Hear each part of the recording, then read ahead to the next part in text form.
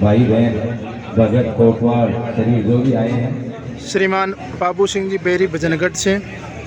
कुछ उद्बोधन दे रहे हैं। श्री बाबू जी राम सेवा समिति की ओर से और गुरु जी सुमेर सिंह जी बाबू साहब की ओर की तरफ से सबको साधुवाद।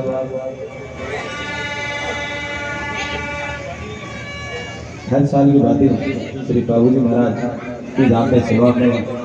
उद्बोधन देने वाले श्रीमान बाबू सिंह जी बेरी भजनगढ़ धाम से हैं। पिछले साल से जो भरा था उससे यहाँ डेढ़ी जनसंख्या है।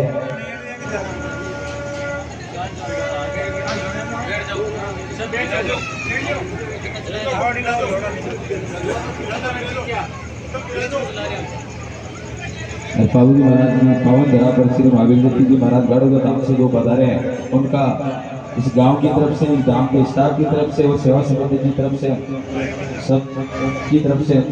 महावीर जी महाराज को हमारा सब की तरफ से धन्यवाद प्रणाम।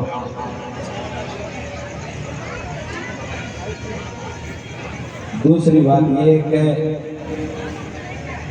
सुमेर सिंह जी जो अपने सबके आदर्श है, सबके गुरु जी हैं, महावीर जी महाराज और गुरु जी दोनों में आश्रम का फर्क हो सकता है, उम्र का फर्क हो सकता है, लेकिन दोनों में अगर मेरी दृष्टि में देखें तो महावीर जी एक संत के रूप में संन्यास 12 साल की उम्र में उन्होंने संन्यास लेके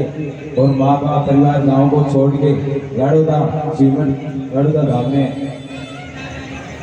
अपने गुरु जी के पास में आ गए थे और 18 साल की उम्र में इन्होंने गद्दी ग्रहण कर ली थी। इन्होंने परिवार,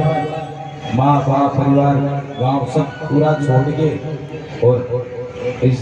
अपने सबके लिए संन्यास का रूप धारण कर लिया। तो अगर ये 12 साल की उम्र में अगर ये संन्यास का रूप धारण कर सकते हैं तो अपन ज्यादा तो नहीं कर सकते, लेकिन ये जो बता रहे उनके कदम जो बता रहे वो उस मार्ग में अपने को चलने की जिम्मेदारी तो अपनी है। बाबूजी महाराज ने जो त्याग और तपस्या करी, गायों के लिए शीश दिया, गरीब ब्राह्मण गाय के लिए अगर इतना उन्होंने त्याग किया, उनके बाद में इस कलयुग समझो जो भी ये समय चल रहा है उसमें ये साधु संत अपने को जो मार्गदर्शन दे रहे हैं, उस मार्गदर्शन के हिसाब से अपने रास्ते पर चले तो अपना कल्याण बिल्कुल संभव है, इसमें कोई दो राय नहीं है। लेकिन चलना तो अपना कर्म है, क्योंकि साधु संत और गुरु महात्मान अपने को रास्ता बता सकते हैं, लेकिन उसमें चलने का काम तो अपने को करना पड़ेगा। दूसरी बात ये है कि सुमेर सिंह जी बाबू साहब आज एक अकेले इस आश्रम में, इस बाबूजी महाराज की धाम में तपस्या करके इतनी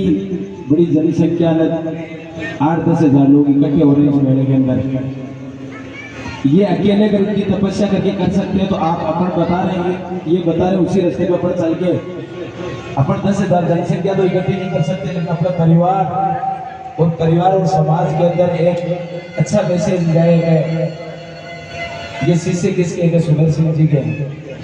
ये भगत किसके हैं? ये श्री बाबूजी महाराज के हैं। ये कौन से धर्म के? ये सनातन धर्म के हैं। तो उन्होंने जितना बाबूजी महाराज ने त्याग और तपस्या करी